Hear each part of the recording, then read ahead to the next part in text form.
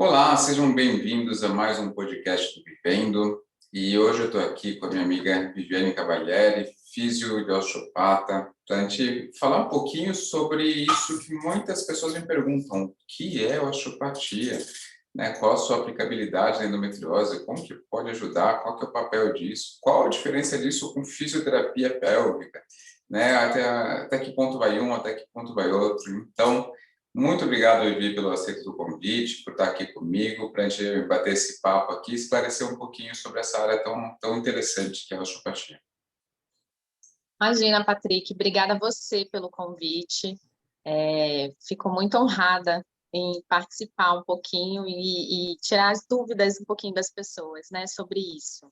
Maravilha, maravilha. Então, vamos começar com a pergunta mais simples, eu acho que é a primeira de todas. O que é a osteopatia, Vivi? Então, a osteopatia, ela é um meio de diagnóstico e tratamento que a gente utiliza os recursos manuais. Então, nossa mão é nossa ferramenta principal. Nossa, Vivi, mas como você faz isso? Logicamente, é um treinamento que a gente tem, né, durante toda a formação, que é uma formação de 5 anos, né? Quando a gente vai sentindo os tecidos do corpo humano, onde tem bloqueio, onde tem tensão, fazendo as correlações anatômicas e fisiológicas, né? E a gente vai sentindo o corpo daquela pessoa. Por isso que é um tratamento muito individualizado, específico para cada paciente. A osteopatia, ela é baseada em 4 princípios fundamentais, né? Vamos botar assim. O princípio da autocura, que é quando a gente entende que o nosso corpo tem essa capacidade de se autocurar, mas para isso acontecer, o nosso corpo tem que estar em equilíbrio, tem que estar em homeostasia, não pode ter bloqueios, tensões, aderências. Um outro princípio que tem essa relação é a lei da artéria. Então, tudo tem que circular bem no nosso corpo, todos os nossos líquidos. Não pode ter acúmulo, não pode ter uma tensão, uma aderência, acumula um pouco mais de líquido, impede essa circulação normal. Por que isso, né? Porque diminui a nutrição daquele tecido, a troca metabólica daquele tecido. Então, a gente já falou 2 princípios. Um outro princípio é a estrutura governa a função. Então, quando existe alteração numa estrutura, também vai existir uma alteração na função e vice-versa, porque elas estão sempre se comunicando. E o outro princípio também é a unicidade do corpo. Então, todo o nosso corpo, ele é único. Todos os nossos sistemas são correlacionados. Então, quando a gente tem alteração num sistema, outros podem ou não estar também em disfunção. Isso é basicamente o que é a osteopatia. Ela sempre procura olhar o paciente como um todo e devolver movimento onde não tem movimento. E então a gente diagnostica e trata com as mãos. Parece simples e parece complexo ao mesmo tempo, né? Sim, Sim. verdade. Assim, é uma coisa que a gente desconhece muito, a maior parte, mesmo o pessoal da área da saúde não conhece muito. Eu falo por mim mesmo, quando eu fui passar com você, inclusive, nossa, mas o que está acontecendo, né? Sério, Sim, só assim você consegue já sentir e tal. É muito surpreendente o como é feito tudo isso, né? sim. Sim, E, porque em alguns momentos é até muito sutil e é muito comum os pacientes se perguntarem isso, como que através de um toque você consegue sentir ou você consegue tratar? Não é sempre sutil, às vezes são toques mais profundos, às vezes a gente precisa de manipulações também, articulares, isso depende. Cada tratamento é único. perfeito, perfeito. Vivi, qual que é a diferença de uma osteopatia e de uma fisioterapia pélvica convencional? No meu ponto de vista, a grande diferença é que assim, a fisiopélvica, ela vai olhar para aquela região pélvica, obviamente, né? E a gente, como osteopata, a gente não vai olhar só para aquela região. A gente vai olhar para todo o corpo e todos os sistemas daquele corpo. Uma não exclui a outra, por favor, porque eu acho que o corpo humano, e você é um médico que você entende muito isso, como a gente precisa de toda uma equipe multidisciplinar para tratar aquele corpo, cada um no seu quadrado, mas como uma equipe é necessária para tratar aquele paciente, né? Então, eu acho que a grande diferença é isso. A fisiopélvica ela vai olhar para aquela pelve, para aqueles órgãos e músculos que estão ali naquela pelve. E a gente vai se aprofundar um pouquinho mais e olhar para todos os sistemas. Que sistemas? Músculo esquelético também, visceral. Então, as inervações daquelas vísceras estão livres, não estão. Sistema nervoso autonômico, que também controla a contratilidade uterina, os movimentos das vísceras, que também precisa estar em equilíbrio, no caso da endometriose em si.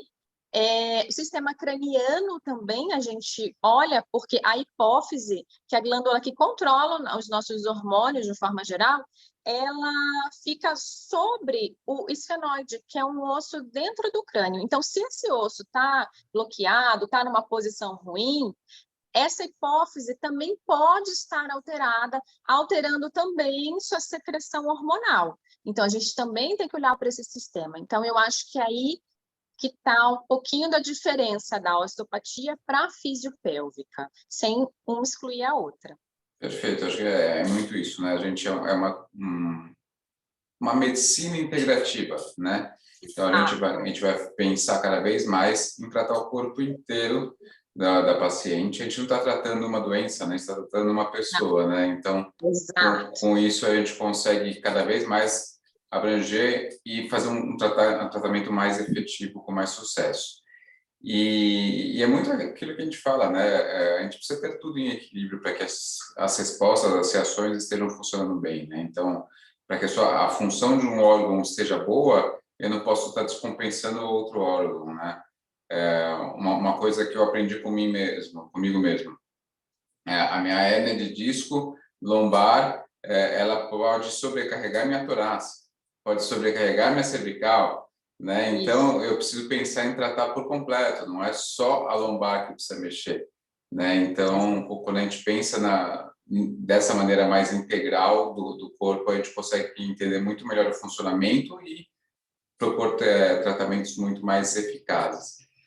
E como que a gente poderia utilizar a osteopatia na endometriose? O que poderia ser benéfico? O que você acha, em que momento seria interessante a gente introduzir a osteopatia no acompanhamento das pacientes? Patrick, na verdade, em qualquer momento. Por que em qualquer momento? Porque, você sabe bem, tem pacientes com endometriose que ainda não são elegíveis para uma cirurgia. Como tem umas que chegam, acho que chegam muito para você também, as que já fizeram cirurgia. Então, antes da cirurgia é importante, o depois da cirurgia é importante, como um acompanhamento mesmo, porque eu estou falando ela e a gente, porque eu também sou uma paciente que tenho endometriose, que já operei de endometriose, que me trato com a osteopatia também. Então, assim, a gente precisa desse acompanhamento. É para sempre? Não, não é para sempre, mas enquanto o seu corpo estiver buscando esse equilíbrio.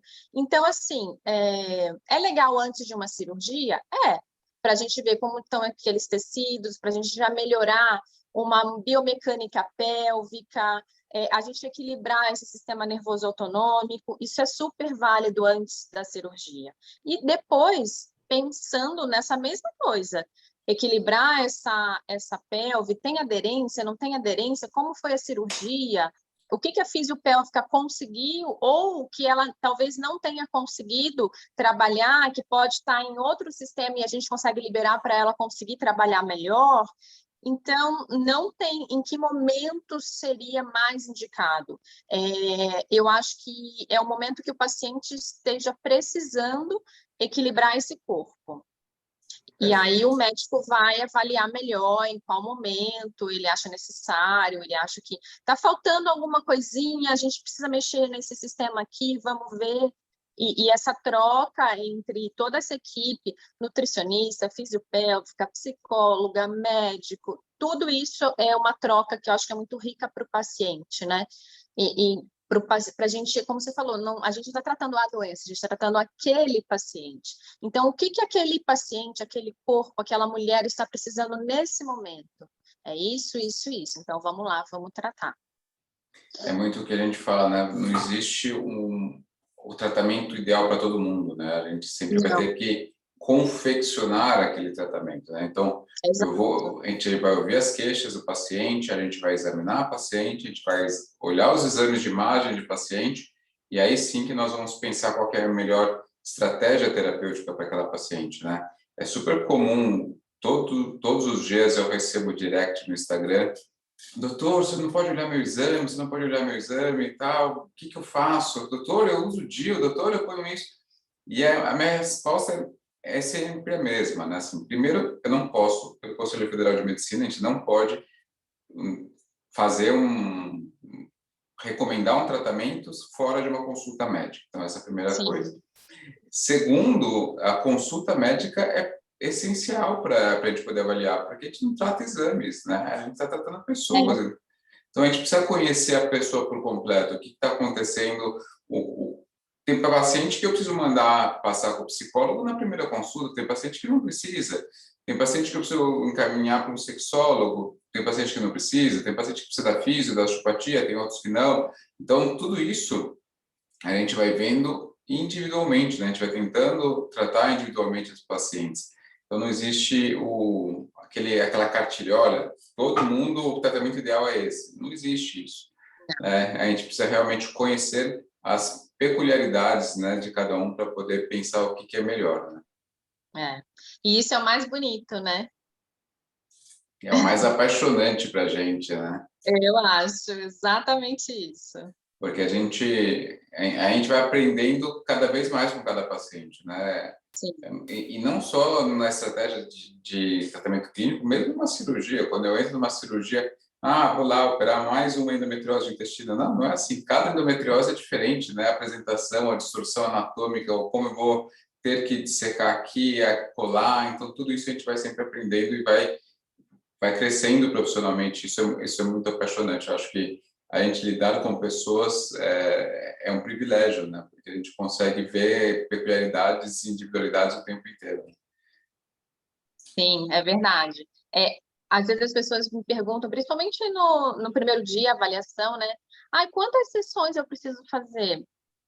Não sei como o seu corpo vai responder. Eu vou dar o meu melhor. Mas vamos ver como o seu corpo vai responder também ao tratamento, né? Cada corpo é único, cada um e não é melhor nem pior, é simplesmente cada um responde de uma forma mais rápido, mais lento. Um vai mais rápido, depois ele estabiliza, o outro vai mais devagar, mas só vai numa crescente. Não sei, então é difícil até assim para o paciente entender isso, que a gente não tem esse controle, porque realmente é de cada corpo.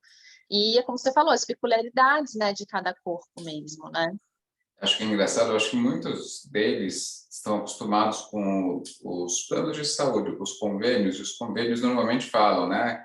Vou prescrever fisioterapia, quantas sessões? 10, 20, 30, né? E às vezes eles acham, precisou de 20, quer dizer que o seu caso era mais grave do que precisou de 10. Não tem nada a Não ver, necessariamente. né? E às vezes, assim, os convênios querem que os pacientes levem relatórios e tal. Não, muitas perguntam por causa disso também, né? Por causa dessa questão de solicitar um reembolso de uma consulta, de um procedimento e tudo mais. Mas, às vezes, a gente tem que explicar que isso realmente a gente vai vendo com o tempo, né? Conforme for indo a resposta do paciente, que a gente consegue ter esse tipo de previsão. Antes disso, logo na primeira avaliação, não tem como, né? Sim, sim, é bem difícil mesmo. E é esse trocar de figurinhas que a gente vai justamente aprimorando cada vez mais, né? Então, acho que isso que é o mais legal também, a gente sempre poder estar falando, olha, Patrick, fiz isso, isso, isso, né? Ela tal, tive uma melhora muito legal nesse ponto, vamos seguir nesse caminho. Patrick, putz, eu acho que a melhora não foi tão legal, vou mudar um pouco a estratégia, né? Então, eu acho muito legal esse tipo de integração, Troca. né, troca da equipe, porque a gente aprende mais. O que eu aprendo com vocês é gigantesco, então acho fenomenal isso, esse tipo de interação da equipe multidisciplinar. Sim, isso é muito importante, né? E é muito rico também para a gente como profissional e para o paciente também, né? Como fica tão específico, tão mais individualizado, respeitando aquele corpo. E a gente é um aprendizado, assim, importantíssimo, né? Com certeza. Vivi, osteopatia é apaixonante. Sou Adorei. suspeita para falar. Mas é muito legal a gente ver toda a aplicação disso e a aplicabilidade em diversas doenças, né, em diversas alterações aí que podem ser corrigidas com as mãos. Eu acho fantástico isso. E muito obrigado. Acho que foi muito esclarecedor aí que a gente conseguiu trazer os pontos chaves para os nossos ouvintes aqui entenderem e acreditarem nessa ciência, nessa especialidade tão bonita quanto a osteopatia. Imagina, Patrick, obrigada a você pela oportunidade, porque para mim é sempre muito gratificante e é de muita alegria falar sobre a osteopatia e falar sobre o ser humano, né? Isso, assim, me deixa... É o que você falou, é apaixonante. Então, eu que agradeço de coração mesmo essa oportunidade. Ó, já fica um convite aqui para você me escrever um capítulo para o nosso e-book sobre osteopatia e endometriose, hein? Olha, muito obrigada, que honra! Convite público aqui. Então, ó, tem duas coisas boas disso. Eles vão me ajudar a cobrar também, hein? Então, vão me cobrar, mas A vão me ajudar a te cobrar responsabilidade. também. Combinadíssimo. Maravilha, Vivi. Obrigado, hein? Um beijo. Obrigada a você, um beijo.